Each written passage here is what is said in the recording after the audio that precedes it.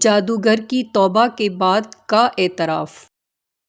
ایک جادوگر نے اپنی توبہ کے بعد ایک عجیب حقیقت بیان کی۔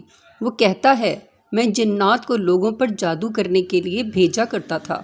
کچھ لوگ ایسے تھے جن پر جادو فوراً اثر کر جاتا، لیکن کچھ کے بارے میں جنات واپس آ کر کہتے، ہم نے اس کی آواز سنی مگر اسے دیکھا نہیں۔ کچھ کے بارے میں وہ کہتے، ہم نے اسے دور سے دیکھا لیکن وہ ہماری نگاہوں سے غائب ہو گیا۔ اور کچھ کے پاس جا کر وہ یوں لوٹتے، ہمیں وہ کہیں نہیں ملا۔ اور پھر میں نے مردہ طاقتور جنات کو بھیجا مگر وہ بھی ناکام ہو کر پلٹ آتے اور کہتے، ہم نے اسے پایا ہی نہیں۔ آخر کار میں نے عفریتوں کو بھیجا جو سب سے زیادہ قوی اور خطرناک جنات ہوتے ہیں، لیکن وہ بھی کہنے لگے، ہم نے مشرق و مغرب کی سرزمین چھان ماری مگر اس شخص کو نہیں ڈھونڈ سکے۔ میں حیران ہو کر کہتا، وہ تو اپنے گھر یا اپنی دکان پر ہے، پھر تمہیں کیوں نہیں ملا؟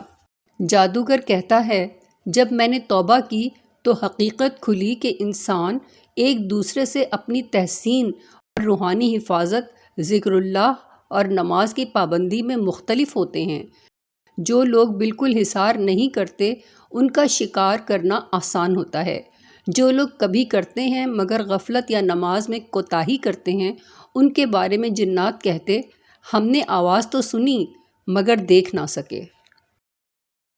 اور جو لوگ ہمیشہ ذکر و اذکار اور نماز کے حصار میں رہتے ہیں، ان کے متعلق جنات کہتے، ہم نے پوری زمین چھان ماری مگر اسے نہ ڈھونڈ سکے، یہاں تک کہ اگر وہ ان کے بیچ رہتے ہوں تب بھی انہیں دکھائی نہیں دیتے۔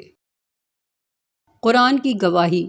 اللہ تعالیٰ فرماتے ہیں، وَإِذَا قَرَأْتَ الْقُرْآنَ جَعَلْنَا بَيْنَكَ وَبَيْنَ الَّذِينَ لَا يُؤْمِنُونَ بِالْآخِرَةِ حِجَابًا مَسْتُورًا۔ سورہ بنی اسرائیل آیت نمبر 45۔ اور جب آپ قرآن پڑھتے ہیں تو ہم آپ اور ان لوگوں کے درمیان جو آخرت پر ایمان نہیں رکھتے ایک چھپا ہوا پردہ حائل کر دیتے ہیں۔ بھائیوں اور بہنوں، یہ واقعہ ہمیں ایک بہت بڑا پیغام دیتا ہے کہ اصل حفاظت تعویذ یا دنیاوی تدبیروں میں نہیں بلکہ اللہ کی یاد، قرآن کی تلاوت اور نماز کی پابندی میں ہے۔